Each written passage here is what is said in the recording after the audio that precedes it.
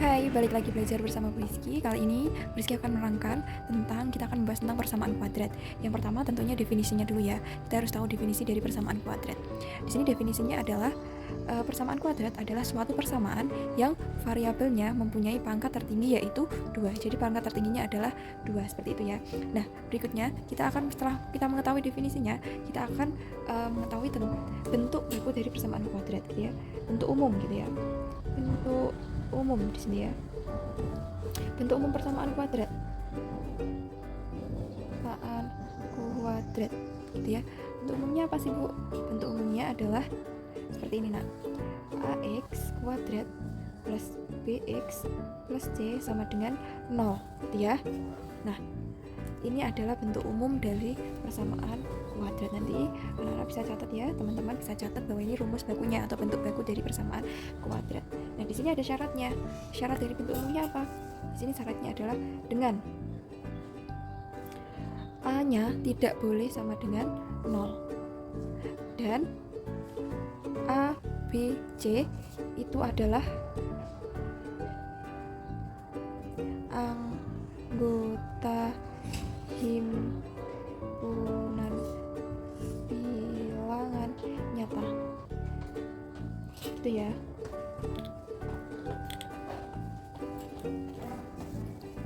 Jadi di sini ada bentuk umumnya AX kuadrat plus BX plus C sama dengan 0 dengan syaratnya ya, A tidak boleh sama dengan 0 dan A, B, C-nya itu adalah anggota himpunan bilangan nyata atau real gitu ya. Nah, yang berikutnya ada beberapa bentuk khusus. Nah, misalkan di sini ya, misalkan kalau A-nya sama dengan 1. Di sini Rizky tuliskan kalau ada bentuk khusus nih. A sama dengan 1, maka bisa dengan X kuadrat plus BX plus C sama dengan 0. Karena A-nya sama dengan 1, yang tadinya A harusnya di depan X kuadrat sini ya. Maka di sini satunya tidak ditulis gitu ya. Ini namanya persamaan kuadrat biasa. Gitu ya. Jadi kalau A-nya sama dengan 1, maka bentuk ini adalah bentuk persamaan kuadrat biasa. Yang berikutnya, jika B-nya sama dengan 0, di sini ya ada X kuadrat plus C, karena B-nya sama dengan 0 ya, sama dengan 0, maka di sini bisa disebut dengan persamaan kuadrat murni. Jadi kalau B-nya sama dengan 0, kita bisa sebut dengan persamaan kuadrat murni. Nah, sekarang ada kasus lagi bahwa C-nya sama dengan 0, maka X kuadrat plus BX, C-nya sama dengan 0 ya, berarti sama dengan 0, maka di sini itu persamaan kuadrat tak lengkap. Ya, jadi kalau C-nya sama dengan 0, maka menjadi kuadrat tak lengkap gitu ya. Nah, yang berikutnya kita sudah tahu bahwa definisinya sudah ada, bentuk umumnya juga sudah ada. Sekarang bagaimana kita untuk mencari akar persamaan kuadratnya? Cara mencari akar persamaan kuadrat di sini kita akan belajar dengan dua cara ya. Yang pertama dengan faktorisasi dan yang berikutnya dengan rumus ABC gitu ya. Kita akan membahas dulu dengan faktorisasi terlebih dahulu. Nomor 3 ya. Faktorisasi. Kalau mau mencari dengan faktorisasi di sini, maka caranya seperti apa gitu kan? Contoh, ketika saya mempunyai, diketahui bahwa X kuadrat plus 5X plus 6 sama dengan 0 dengan soal seperti ini, maka yang ditanyakan adalah berapakah akar dari persamaan kuadrat di atas.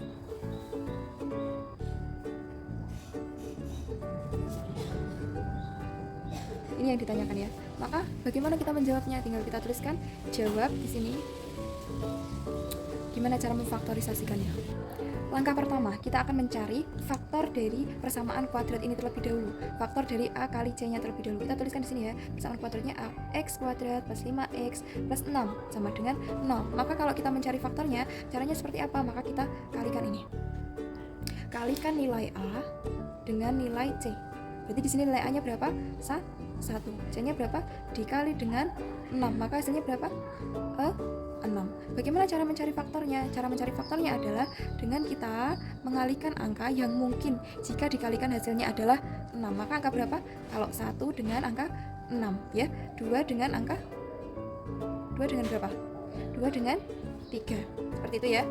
Nah, sekarang jadi kalau mau mencari akarnya itu dengan, karena ini A dan C sudah dikalikan, faktor dari 6 itu bisa 1 kali 6, 2 kali 3, juga bisa juga 6 itu berasal dari faktornya itu dari min 1 dikali min 6, min 2 dikali min 3. Min 2 kali min 3 berapa? Positif 6 gitu ya. Nah, setelah itu ketika kita sudah menemukan faktor-faktor ini, maka setelah itu langkah berikutnya adalah kita menemukan faktor dari ini berapa. Jadi yang dikalikan sama dengan 6 dijumlahkan sama dengan 5. 5 itu ini ya. Kalau dikalikan sama dengan 6 dijumlahkan sama dengan 5. Berarti berapa? Yang dijumlahkan sama dengan 5.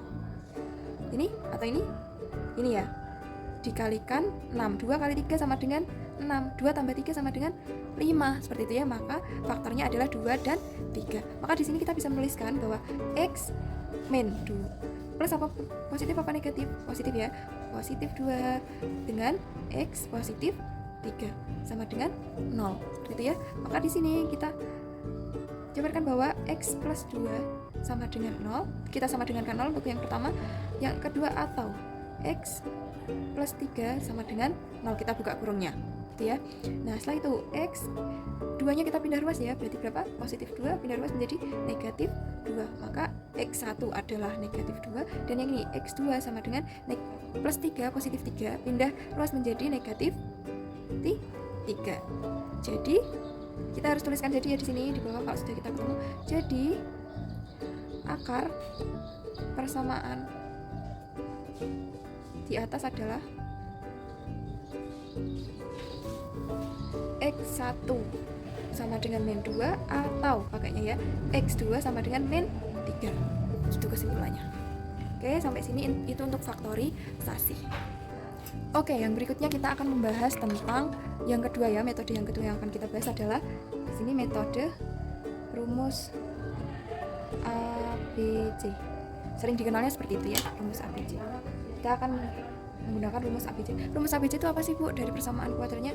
Jika ada di sini ya, jika ada persamaan AX kuadrat plus BX plus C sama dengan 0, maka rumus persamaan kuadratnya adalah, rumusnya itu adalah sini ya, tulis ya. X12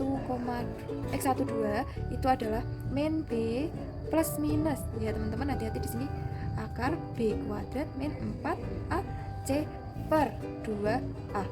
Ini adalah rumusnya. Jadi teman-teman perlu diingat, ini rumus ABC ya.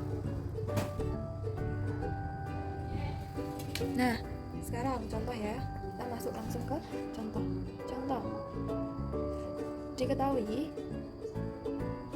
Bu Rizky punya soal bahwa X kuadrat plus 7X plus 10 gitu ya. Nah, yang ditanyakan sama yang ditanyakan seperti tadi. Berapakah akar persamaan? Di sini yang ditanyakan adalah berapakah akar persamaan dari persamaan kuadrat tersebut. Yang ini ya yang saya maksud. Nah, jawab. Kita bisa menggunakan rumus ABC, juga bisa dengan faktorisasi. Tapi di sini kita menggunakan rumus ABC terlebih dahulu ya. Nah, caranya itu dengan kita tuliskan persamaan kuadratnya di sini. Persamaan kuadratnya apa? X kuadrat plus 7X plus 10 sama dengan 0. Maka nilai A-nya berapa? Di sini nilai A-nya adalah 1. Nilai B-nya 7. Di sini ya. Di sini adalah nilai A. Ini adalah nilai B. Ini adalah nilai C. Maka C-nya adalah 10 gitu ya. Kalau sudah kita tahu bahwa A, B, C-nya udah tahu berapa, maka kita langsung masuk ke rumusnya. Berarti X12 sama dengan min B plus minus akar B kuadrat min 4AC per 2 kali A. Maka di sini X12 kita masukkan nilai B-nya. Min B-nya berapa? 7 plus minus akar B. Di Di sini kita masukkan ya. Nih B-nya adalah yang diketahui adalah 7. Maka di sini 7 kuadrat min 4. A-nya berapa tadi? 4. A-nya adalah 1. C-nya berapa? 10. Ya, ini dikalikan per 2 dikali dengan A-nya berapa tadi? 1. Maka di sini X12 adalah min 7 plus minus akar 7 kuadrat berapa? 7 kali 7 49. Min di sini 4 kali 1 kali 10. Maka 40 per 2 kali 1. Maka X12 sama dengan min 7 plus minus akar berapa? 49 kurangi 40 berarti akar 9 per 2 kali 1 2. Saya lanjutkan di sini ya. Tadi kita sudah tahu bahwa X12 nya segini. Berarti kita ambil, berarti di sini X12 sama dengan min 7 plus minus akar 9 itu berapa? Hasilnya adalah 3 per 2. Nah, di sini kan ada plus minus, maka yang positif itu punyanya X1, yang negatif adalah punyanya X2. Maka kita cari X1-nya dulu. X1 sama dengan min 7 dengan kita mengambil di sini positif 3 plus 3 per 2. Maka di sini hasilnya min 7 plus 3 berapa? Min 4 per 2. Maka hasilnya min 2, gitu ya. Nah, X2-nya berapa? X2-nya di sini min 7. Kita ambil yang negatif karena tadi sudah yang positif per 2. Maka di sini hasilnya min 10 per 2. Hasilnya adalah min 5. Jadi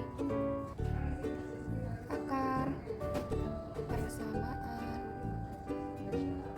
kuadrat di atas adalah berapa, nak? X1 sama dengan min 2 atau X2 sama dengan min 5. Sampai sini ya, paham ya? Gitu. Jadi seperti itu langkahnya. Oke? Terima kasih, sampai jumpa.